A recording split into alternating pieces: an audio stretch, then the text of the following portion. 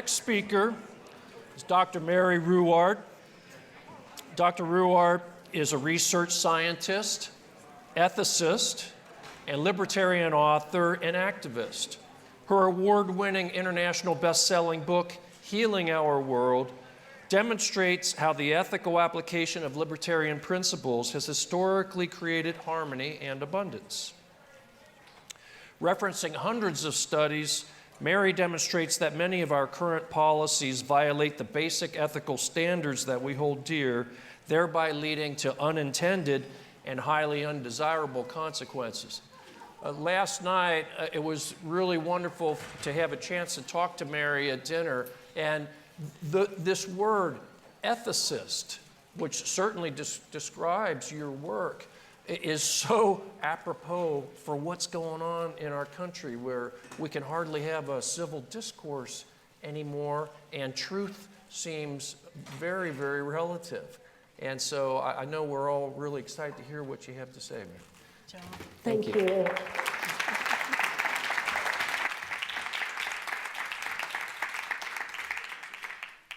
Well, as you can see from the PowerPoint, I'm going to be talking about how we all know the secret of universal peace and plenty. We learned it as children, and then we promptly forgot it. So in a way, I'm talking about what you already know. However, as M. Scott Peck, who wrote The Road Less Traveled, used to say, the truth will set you free, but first it will make you mad, damn mad. And it's not my intention to make you uncomfortable today. I'd rather take you directly to the aha moment, the euphoric aha moment that we all want when we learn about new paradigms.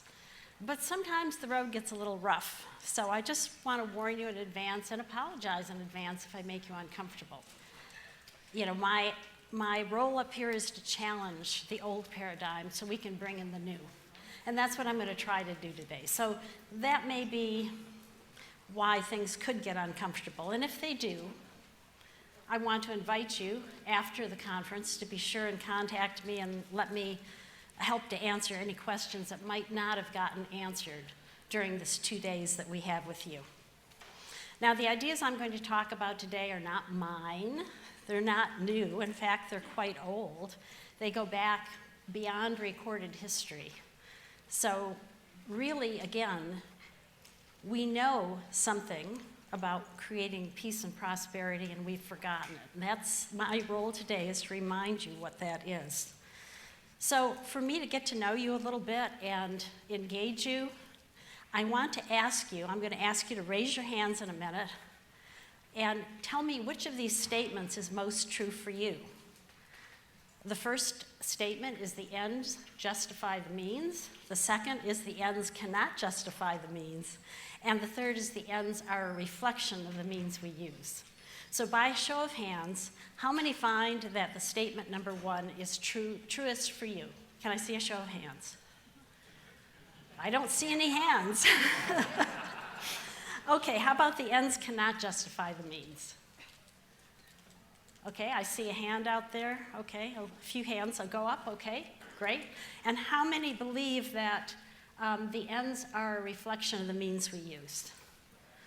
That's almost all of you. And that's something I want you to keep in mind as we talk today about, you know, what we're seeing. So let me ask you another question. And I'm not seeing my PowerPoint up here, incidentally, for the people who are in the back there. I'm just seeing the timer. If it were up to you, if you got to say how the world should be run, which of these statements would you pick? The minority should rule the majority? The majority should rule the minority? Or everyone should rule themselves as long as they don't initiate physical force, fraud, or theft against others? So we're going to see a show of hands again. How many, if it was up to you how the world would run, would you choose the minority ruling the majority? Can I see a show of hands? I don't see any hands. Okay, how about the majority should rule the minority? Okay, I'm not seeing much there either. How about everyone should rule themselves as long as they don't initiate physical force, fraud, or theft against others? Okay, that's most of you. Don't raise your hand. Okay, well, I'll tell you what, raise your hand if you don't believe in any of them.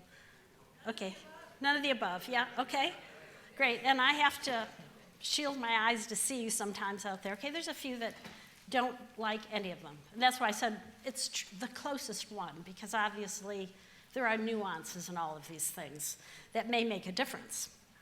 Okay, now, how is the world actually ruled?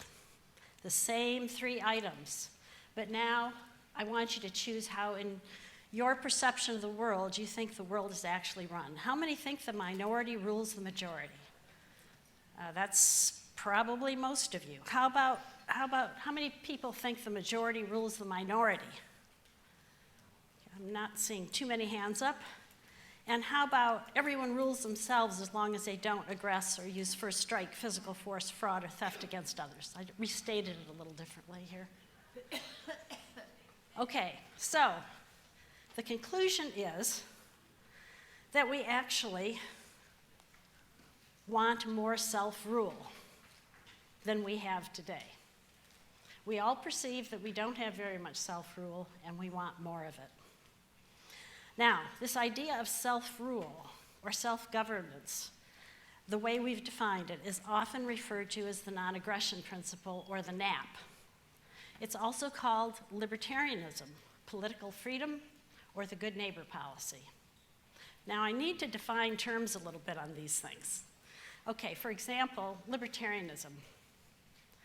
Many of you probably, your only acquaintance with the idea of libertarianism is through the Libertarian Party. And for the first 20 years or so of its existence, it was a great proponent of the NAP. If you talked to any libertarian candidate, you would hear mostly the same thing. But unfortunately, that's no longer true. And I have to make this disclaimer up front because in the last 10 years or so, libertarian candidates often don't even seem to be aware of the NAP.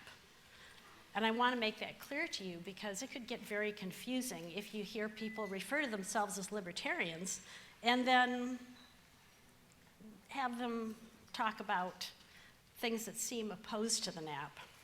Now, political freedom is another word we use to describe this idea of self-rule.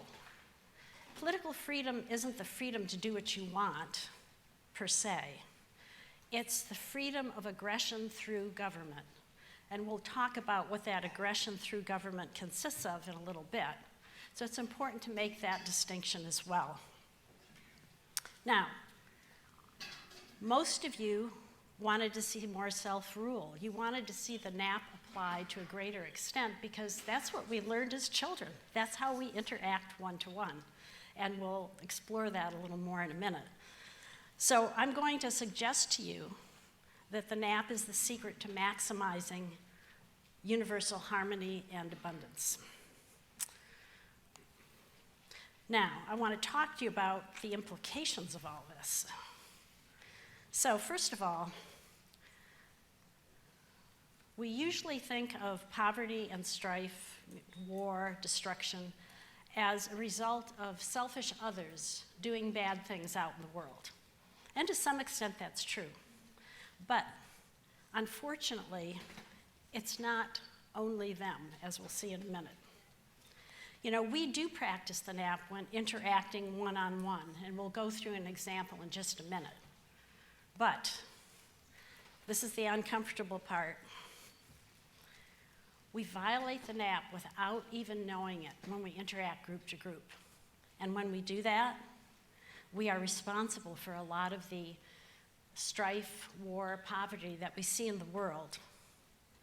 And that's uncomfortable because, of course, we don't want to think of ourselves as bad people or being responsible for hurting others. But the good news about that is if we're part of the problem, we can be part of the solution just by changing ourselves.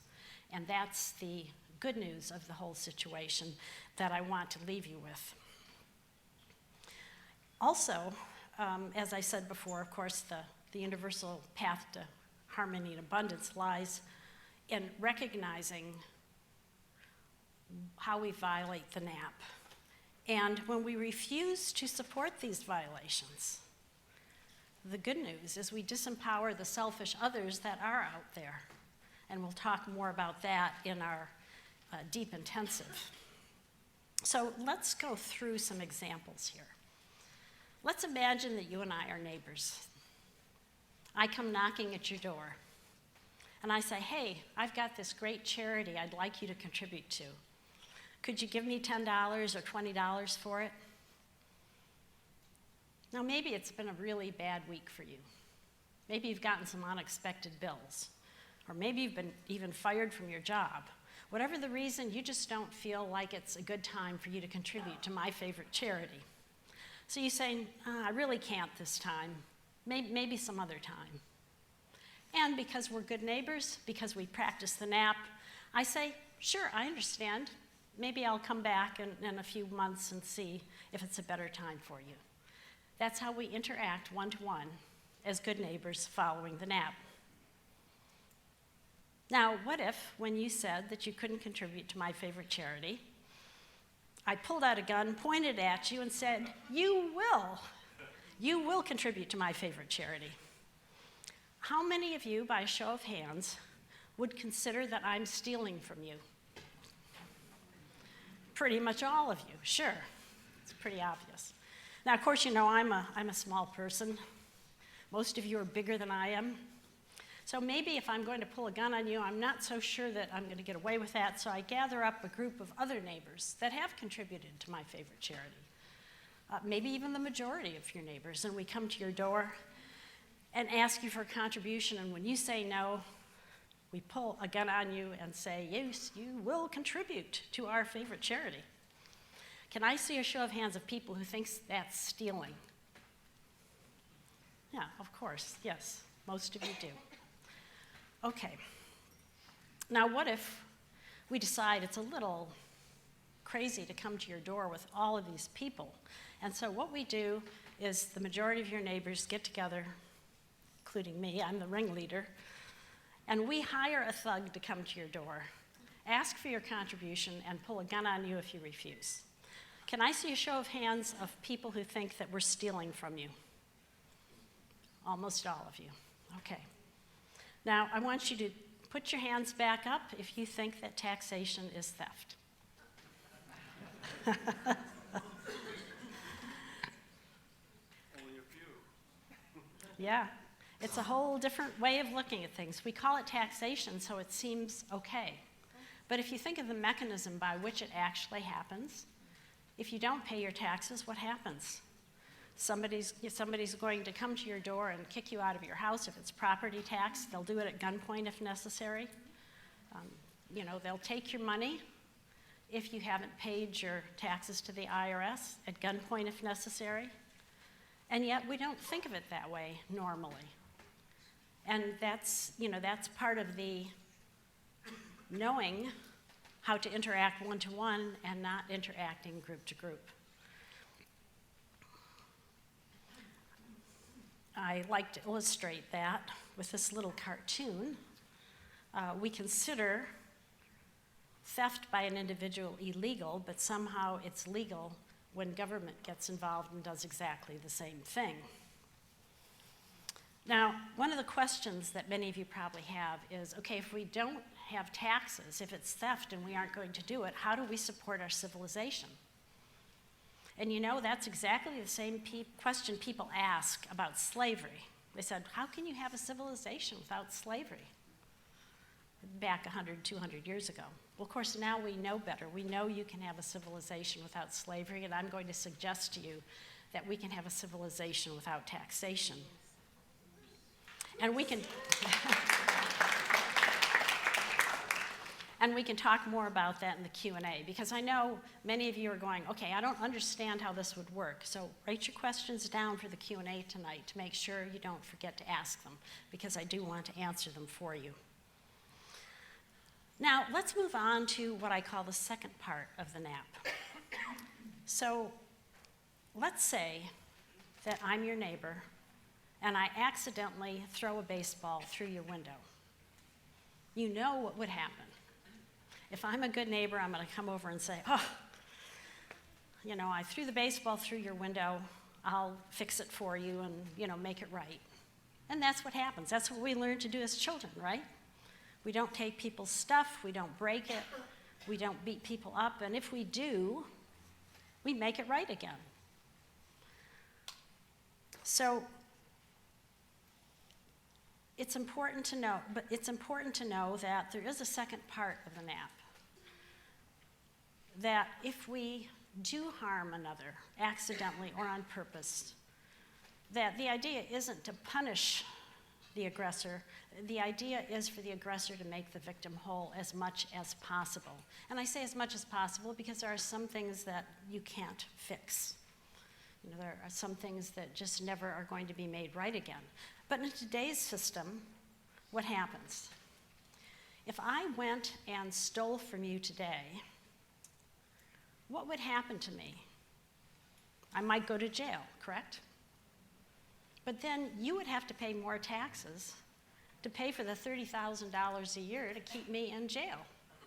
So you get robbed twice. That's not a good idea. That really lets me kind of get away with something, you know. You have to feed me while I'm in jail. You have to clothe me. So that doesn't seem to work out very well. So how do we change our system so that instead of punishing the aggressor is making the victim whole? Well, actually, it's actually happening in the world today in Japan. What happens in Japan is, let's say I go ahead and steal from you, and of course, I'm caught. Then my representative, it could be a lawyer, but usually a family member, would go to you and say, Mary knows she did you wrong. She stole your stuff. What's it going to take to make it right again? And then a negotiation takes place. And this happens before the trial. And then some settlement is either reached or not reached.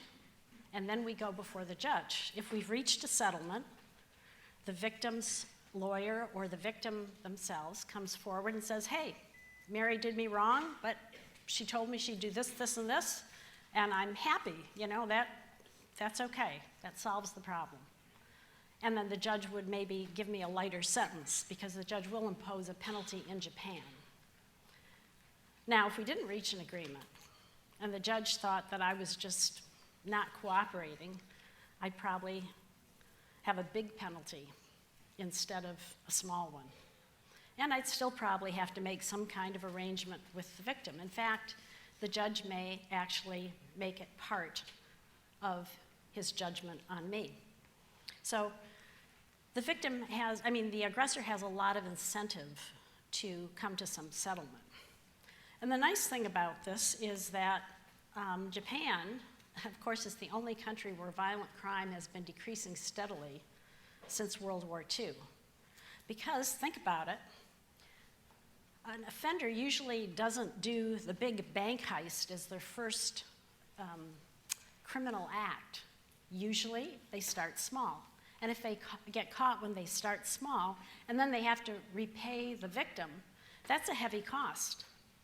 Because, you know, you're thinking about not just the actual item that was stolen, but maybe some reparations and restitution for, you know, time and trouble lost.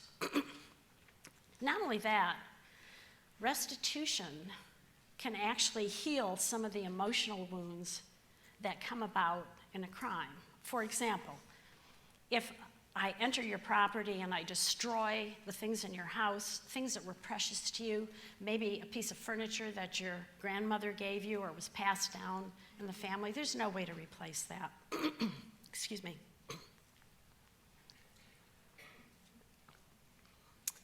But what if I had to sit down at the table with you and you got to tell me all the horrible emotional trauma that I caused, the violation that you felt because, you know, I went in your house and destroyed things? Maybe, especially if it's early in the aggressor game for me, I'd go, oh, I didn't realize that. You know, I really didn't think about that aspect of it.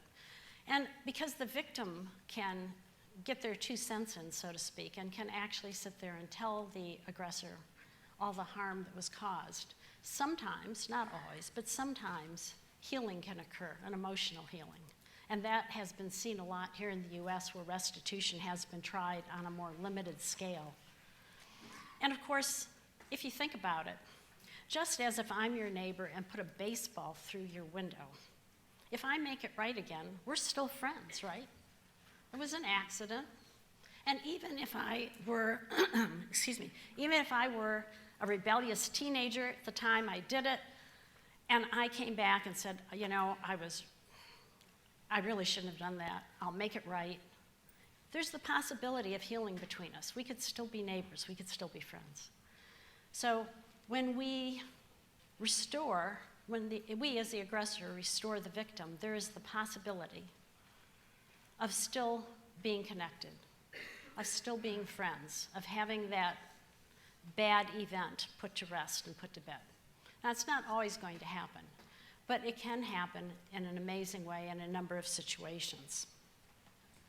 Now, I would do it a little differently than the Japanese system if I were designing this restitution program, because one of the things that happens in Japan is there's no cost to the aggressor in terms of the costs of apprehension, the costs of the trial, this type of thing.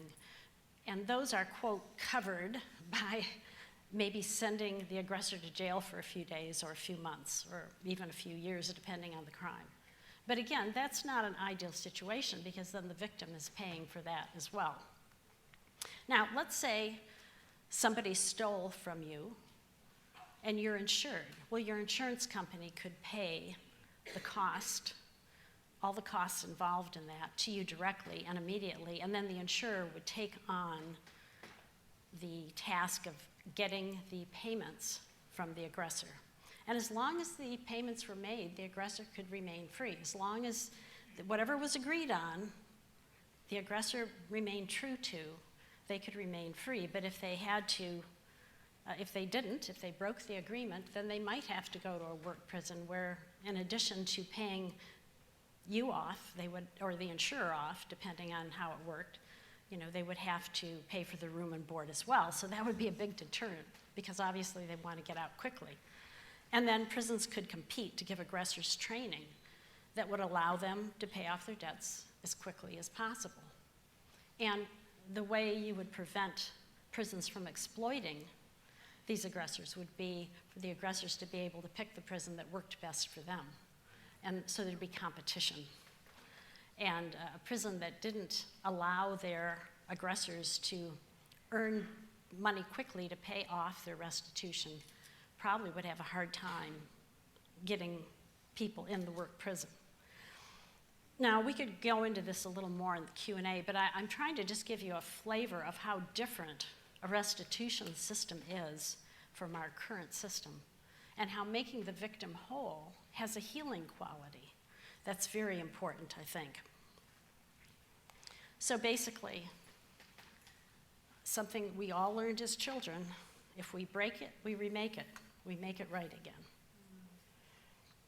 So in summary, the NAP really does have 2 parts, not just one. Refraining from aggression, which is first strike, physical force, fraud, or theft against others, and then making our victims whole as much as possible. Now, I'd like to, we were talking about stealing, you know, we're talking about money in a way, we're talking about wealth. That seems to make the world go round. You often hear Foster Gamble saying, follow the money. So I need to talk a little bit about that so we can apply the NAP to that very important way in which the world works. So I'm going to ask you some more questions. I want you to think about this for a minute. What if you were on a desert island? You had no food, no shelter, no medicine, no fresh water, but you had $1 billion in your favorite currency. Yeah. I want to know if you feel like you'd be wealthier on the desert island or you'd be wealthier here in this room today. Can I see a show of hands of people who think they'd be wealthier on the desert island? I'm not seeing anybody. How many think you'd be wealthier here in the room today? Okay. And how many aren't sure? Okay, it's okay not to be sure. Okay, so why aren't we wealthier on the desert island? Anybody? Yeah, you don't have any goods or services to buy with it, right? No food, no water, no medicine. So the real wealth is what? Not the money, it's goods and services. So that's the real wealth. Now, if wealth is goods and services, how much wealth potentially is in the world? What's the limit? Unlimited. Yes, that is right. And it's unlimited because wealth is created when we use existing resources in new ways and replicate these ideas. For example, oil used to be considered a nuisance on farms because it, kind of polluted the crop growing area. And then once we had engines that could use the oil, of course, it became black gold. So it really depends how you use things. And then, of course, if you replicate those ideas, for example, if someone designs a car and then you make many cars, obviously you're creating more wealth. So, and as you all clearly know, because creativity is virtually limitless, wealth is too. And, you can kind of get a flavor of this as we learn more about how to create goods and services, we increase in wealth. And that's why future wealth looks much more inviting than our present wealth, and our past wealth doesn't look so good compared to what we currently have. And for most of the human world's time, wealth was very limited. It was not very plentiful. In fact, if you extended this curve out that I'm showing you to, it starts at 1750, but if we extend it out, say, to the time of Christ, there's not much change. I mean, the world's been poor a long time. But something happened in 1860-ish that changed the way we create wealth. And now we call the countries that have created lots of wealth the developed countries, and the other ones the third world, or the developing countries. So why didn't every country get wealthy? Well, there was an industrial revolution, of course, that happened in the 1800s, but wealth creation depends on political freedom. In other words, it depends on how well we adhere to the NAP. And when the US was founded, it was the most politically free country of its time.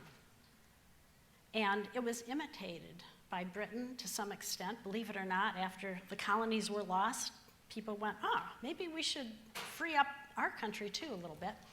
And Europe followed. So a lot of the Western world actually were able to become much more wealthy than they had before.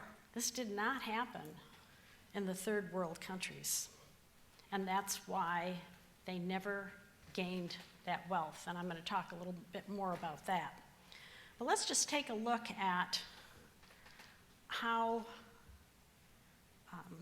the per capita income, or the per capita GDP, which is a measure of wealth creation, is different when you divide the countries of the world into 4 different segments. From most free, and remember, when I'm talking political freedom, I'm talking freedom from aggression through government, or freedom in the sense of the application of the NAP is more prevalent. So you can think of it either way. And what you see is that countries that are most free, of course, have a higher GDP per capita, per person.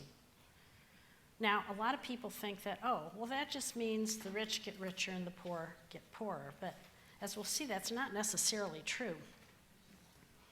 The poorest 10%, the income of the poorest 10% is actually considerably higher in the freer countries, and of course, much lower in the ones that aren't. Now take Hong Kong, for example. In 1950, it was basically a rock. It had limited natural resources. It had to import its own drinking water, which is pretty bad. It was a former British colony. Many people think that the developing countries don't develop because they were colonies. It was small, it was impoverished. It basically let anyone in who wanted to come. But it had something very special, and it was #1 in economic freedom since 1970. So it didn't have too many taxes, rules, regulations, and so in 1995, when it was transferred back to China, it had some of the highest per capita income in the world. In fact, depending on which parameter you used, it rivaled the United States on per capita income at that time. Since that time, of course, things have changed a little bit. Now, why is that important? It's important because wealth isn't just about having a lot of money in your pocket. It's about, really, literally, a matter of life and death. As you can see from this slide, life expectancy is tied to annual income. So it's important that we allow people to create wealth. And basically, when the NAP is violated, usually through government, poverty and death result. And we shouldn't be surprised at that, because when we're using means of aggression, we're going to get the ends of aggression, which of course are war, death, destruction of wealth. When we use the NAP as our standard, we're going to have peace and plenty. Now, how does this work between the developed world and the third world? Why is the third world so poor? Well, John Stossel wanted to figure that out, so he actually tried to open a Frisbee business in Hong Kong, New York City, and India.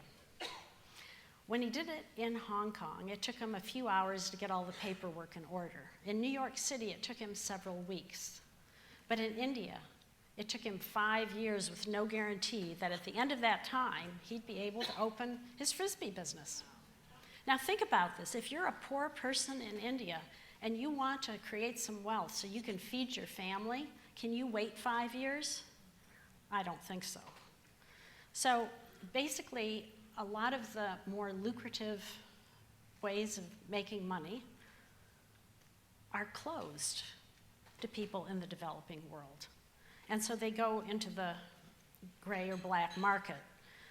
This slide just kind of gives you an idea of the differences. You know, the time in days is an average of 25 days to start a new business in the free countries, and 63 or 64 actually if you round it for those in less free countries. And of course the cost is much greater in the developing world, the third world, which means that, you know, the poor just can't afford to work legally. In other words, part of the reason they're poor is they're not allowed to work. And one of the reasons the US is wealthy is because it was one of the first countries to really allow its poor to work. And since there are more poor than rich, always, when the poor can work, the country becomes wealthy. You can see this kind of thing going on, though, even in the US. This shows what happened when the black line, which represents federal regulators, were decreased dramatically in the early 80s.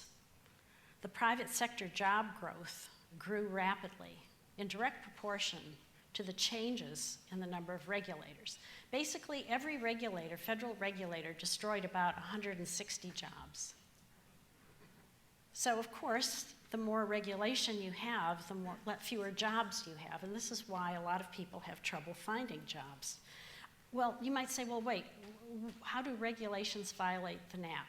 Well, if you want to buy something that I'm producing, but I haven't met all of the regulatory requirements, then I'm forbidden by law to sell it to you. If I do, I could go to jail.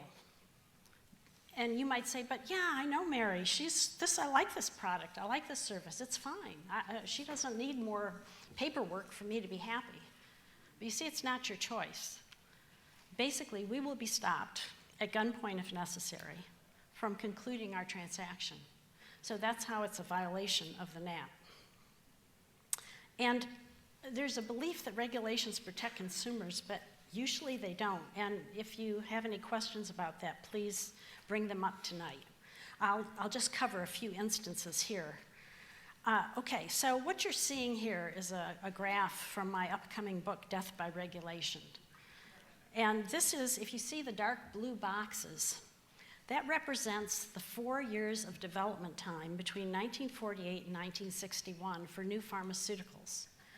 It's the time that it takes from the decision to market the product to actually fulfilling the regulatory requirements that the FDA has, about 4 years back in the 1948 to 1961 period. But there were new regulations passed in the early 1960s that basically gave the FDA the power to keep adding more and more regulations to drug development. And as you can see, it became about 13 to 14 years long of development. In other words, it added about 10 years for the ability of manufacturers to get new drugs to the marketplace. Now, during the time this was happening in the late 1980s, early 90s, I and other researchers are working on cures for AIDS. And what happened is the AIDS community decided rightly that it didn't have an extra 10 years to wait for us to put these drugs on the market. So they hired black market chemists to make the drugs we were working on. And by the time the FDA gave us permission to test our new drugs in people, there had already been, AIDS community had already spread these drugs throughout their community, and those who wanted them had them and had become resistant to them.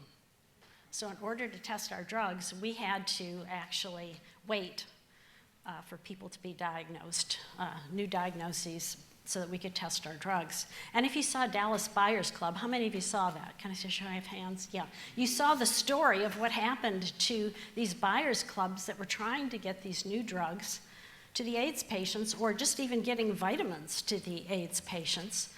They were basically hounded and jailed, and it was sad because the AIDS community did a pretty good job of making sure that the people who took these drugs knew the risks. I don't know if you're aware of it, but the cancer patients decided they didn't want to go underground. They actually sued the federal government, the FDA, on the grounds that they shouldn't have to, how did they put it in their suit? That the promise of life, liberty, and the pursuit of happiness meant they should be able to take unapproved drugs to save their lives. Unfortunately, the courts did not agree. So you have, as an American, no right to take a drug unapproved by the FDA, even if it's going to save your life.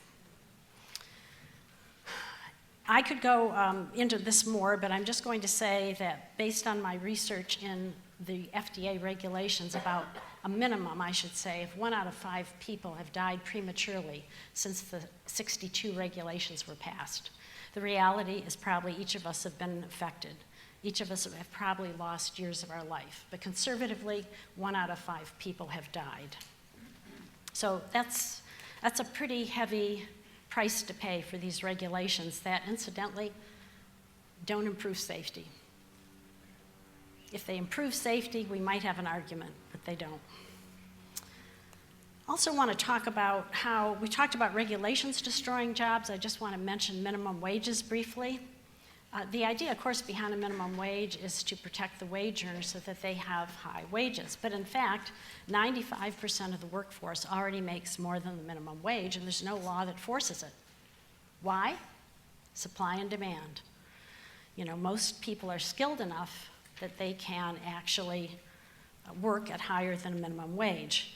But what happens is when you raise the minimum wage, the people who are the least desirable employees, which generally are people that are discriminated against, people of color, for example, they don't look as desirable anymore. And so as you can see from this slide, what happens as the percentage of minimum wage jobs increase, percentage of jobs that are covered by the minimum wage laws increase, the employment ratio between black and whites has plunged, especially for the young males who don't have enough skills. So that's another way in which regulations can destroy jobs. I want to briefly talk about, in my remaining time, something that many of you might not be aware of. One of the reasons the third world is so impoverished is because, for the most part, a large portion of their land is not held in free and clear title as it is in the US. You know, when the West was settled, people came out to the West, they established their claim, they put, rock borders or whatever to, mark it, and then they registered their claim, and it was accepted by the community. That didn't happen in the third world. In out west, the government said right up front that it would recognize those claims, but in the third world, the poor live on government lands, but they don't build houses that are very stable because they can be kicked off at any time. They don't have free and clear title. So one of the things that Liberty International is doing, it's an organization that I'm involved with, they are raising funds to get GPS units for communities in India. And what they do with the GPS units is they mark their boundaries and then walk people through the community as a whole through the process of getting free and clear title to their lands. Overnight, basically, the poor become considerably wealthier because now they can mortgage the land, they can sell it. Now, that all happens in the informal or black market, but of course, nobody's going to pay a lot of money for your land when you don't have free and clear title. Getting these people free and clear title is just amazing. It just transforms their whole life. And I do have on the table with my books out there, I do have some flyers on Liberty International. I hope you'll pick them up and support this project. If you want to help people in the third world, this is a great way to do it. So I guess probably you've already figured out then that when government spends, before it can spend, it has to take the money from its citizens, right? Because it doesn't have any money of its own. Or it can deficit spend and then puts an inflation tax on people. So it isn't surprising that the more government spends, the slower our rate of wealth creation. And so obviously you want to minimize that. Now, why is that bad? It's bad because it's a violation of the ANP. If you believe taxation is theft, then you understand that when the government spends, it can only spend by taking your money in taxes or inflating your currency, which is another form of theft, which if those of you who don't understand that, please feel free to ask in the Q&A. Now, another good thing is that a country can turn itself around very quickly. There have been 3 countries in the last 50 years that made a really big point of changing how they handled things. They basically lowered their taxes, their regulations, and they opened up their boundaries to trade. They lowered tariffs. And as you can see, they were only creating, between roughly 2 to 3% in their annual growth rate of GDP, which is a measure of wealth creation. And when they made these reforms, they almost doubled their rate of wealth creation. Unfortunately, in all these countries, once that started happening, the powers that be, which I'm sure you know about, got together and decided that they were going to push these government regulations back into being, and things got worse again. But I show you this slide because it can change, and it can change very rapidly, almost overnight, with the right reforms. In other words, when we go back to embracing the ANP and stop violating it, we can increase our rate of wealth creation. We can double it almost overnight. Consequently, any nation can become wealthy by lowering government spending, deregulating, lowering taxes, inflation and deficit spending, dropping trade barriers, and securing property rights. So political freedom, I calculated this for the US based on the US numbers. If we really went all the way and followed the ANP all the way, we'd be about 3 to 18 times wealthier, depending on which data set you use. We'd allow the poor to work and become enriched. not just barely making it. And poverty, as we know it today, would probably be obsolete. We'd also increase life expectancy.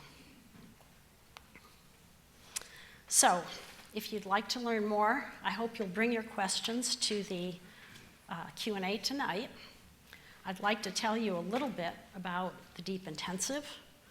One of the biggest things that people have problems with when considering how the NAP would work is in protecting the environment and diffusing terrorism. So those are the two topics that I'm going to discuss in my Deep Intensive. Now, if you want to get more detail, I want to tell you a little bit about my books, which are on sale here at the meeting. Healing Our World has over 1,000 references of how the NAP works in the real world. Because, you know, a new paradigm is fine, but if it doesn't work in the real world, what good is it? So I combed the literature and found many, many references to how this works. Short answers to the tough questions is for, it's kind of a little guide to talking to your friends and neighbors about these concepts, because most people aren't going to sit for an hour and listen. I'm glad you're here, and I appreciate you've spent your time listening. But the reality is, most friends and neighbors are probably just going to want to hear some sound bites. That's what they're used to. So, short answers helps guide that. You can see my website at the top here. And if you want to get in touch with me after this, if you haven't had the aha moment by the end of this conference, you still have questions or you just want to connect, I hope you'll feel free to go to my website and email me from there. And of course, I've got a lot of free stuff on my website, other talks that I've done, papers and things of this nature in my free library. But you know, feel free to connect with me, feel free to ask me any questions that don't get answered, because the reason I'm here today really is I've had the aha moment. And it's beautiful and wonderful, and I want you to have it too. But I also realize that it's tough changing a worldview, and it's tough thinking about a new paradigm. So, I want you to feel free to ask questions. I want you to feel free to connect with me. And of course, not everybody agrees on everything, but I hope I can at least give you enough information to give you some hope for the world. Because when I had the aha moment, I could barely continue in the world. I had this huge Cheshire cat smile on my face because I realized that from an evolutionary standpoint, we're constructed in such a way that we crave political freedom. We actually naturally gravitate to the NAP, and you saw that when we asked questions about it, right? It's kind of what we learned as children. And yet, for the special interests to control us, they have to make us think that things like taxation, regulation, and all the wars that are going on are in our best interest. And most of you, I'm sure, already realize that that is not so. So I want to give you a taste of a new paradigm, a new way of looking at things, and I'm sure that you will be able to add to it.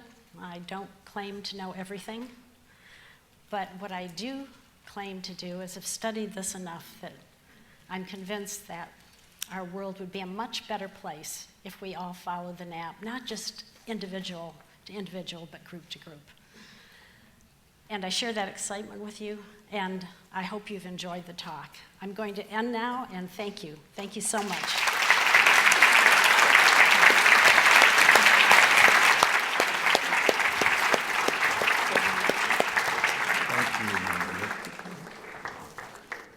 That was amazing, and thank you so much for teaching us about the non-aggression principle. And I'm one who thought I had a grasp of what libertarianism means, and I've been very off base.